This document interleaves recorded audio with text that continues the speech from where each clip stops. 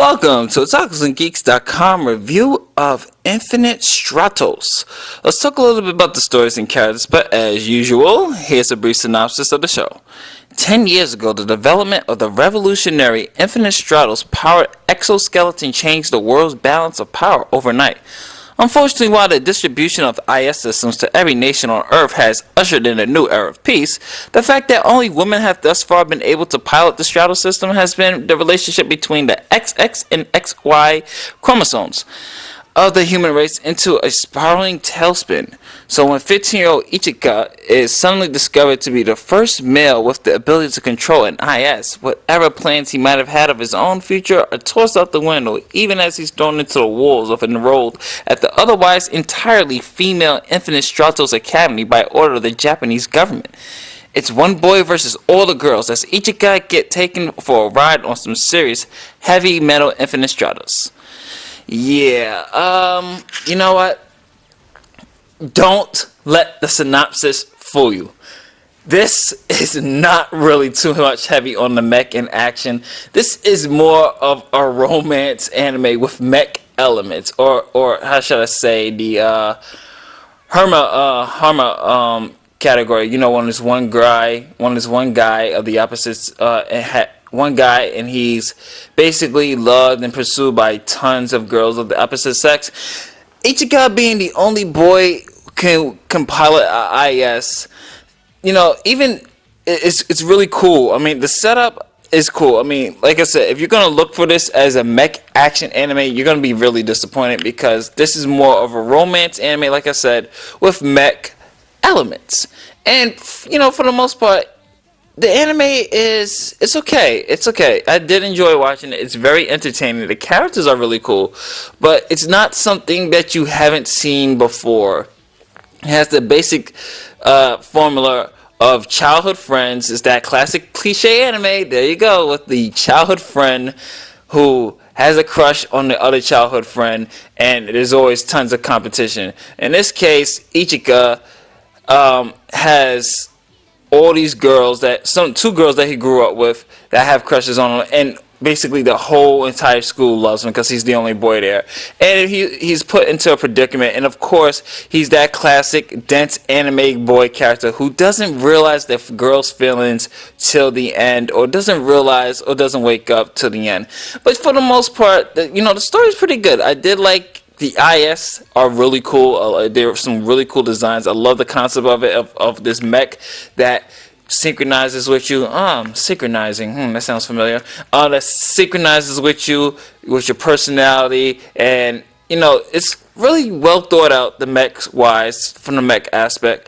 But I just wish that there was a little bit more meat on the mech side. Otherwise, this is just another romance comedy anime with mech elements, and for the most part it doesn't even really exceed that well. I mean, I would say one of the great characters to watch in this is Cecilia, and she is this top British mech pilot, and she's like number one in her region and in her country, and she's the most arrogant little girl. And she's just hilarious. The way, when the first time you meet her, you're like, oh my goodness, this character is great. I mean, she's played so well, which I'm going to talk about in the voice acting. Cecilia's played so well, and just the way she comes off and just her character, she's the one that kept me watching it, because otherwise I kind of felt bored, because I felt like every episode was kind of the same over and over again. Dance, you know, they introduce a new girl, she falls in love with Ichika. They fight, they battle, blah, blah, blah. There's awkward moments. It's the typical teenage anime, but otherwise there wasn't really much to go here. There's still certain questions that was unexplained, like why is he still the only why is he the only guy that can pilot it? They really go into the meat of the core of even the synopsis. I mean, nothing was really explained or fleshed out mostly, and it was kind of disappointing for that. But overall, it's still an entertaining story. The characters are pretty cool, and that's basically it. So let's go into the voice acting. Voice acting, I actually did enjoy it. It was really good. I enjoyed the English dub as well. English dub and Japanese dub were fairly done well. I really did enjoy the performance of one particular voice actress, Brittany Kalabaski. I think that's how you say her name. I mispronounced it, forgive me.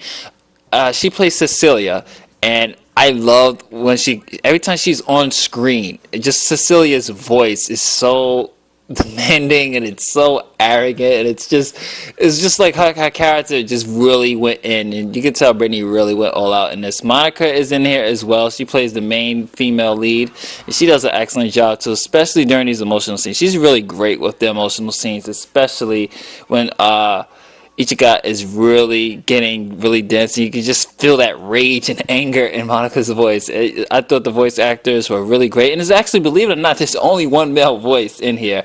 And a couple of, just guys from time to time, when it comes to the IS.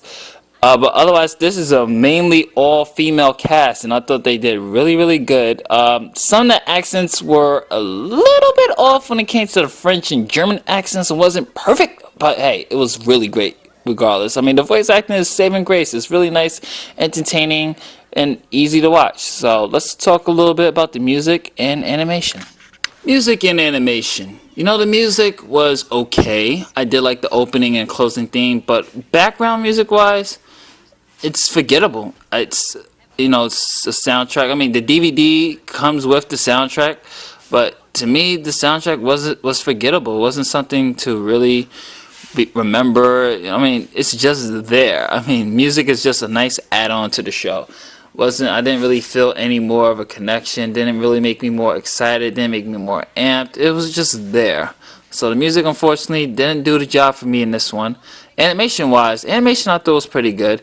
I do like the environments, the color use, especially with sunlight. I mean, these recent, more new school animes are really capturing the sunset beautifully. I did love the designs of the IS, and I think it was just a great concept of how these guys are basically attached to the thing. It would kind of remind me of the Centronians for some reason.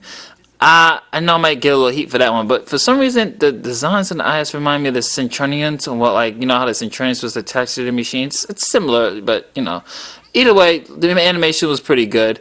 I did enjoy it. I do like the character designs. Like I said, the backgrounds, camera angle shots was good. Battle scenes are good. For the battle scenes that's actually in there, it is really good. I did, especially towards the end when you see the IS finally get their shine and see the IS is at full power, and it's some badass fight scenes. But like I said, unfortunately, it's more of a love story than a mech action genre. So you have to, deal with that. So, the final grade for Infinite Stratos, I'm going to give it a C-. Unfortunately, the story is a little cliche, and it drags along this constant. I mean, by episode 5, you get kind of tired of the main character's dance towards these girls. I mean, how stupid can you be that these girls don't have the feelings for you? It's clear as daylight. I mean, it gets frustrating, and a lot of stuff wasn't really explored that I thought it should have been explored in the mech area.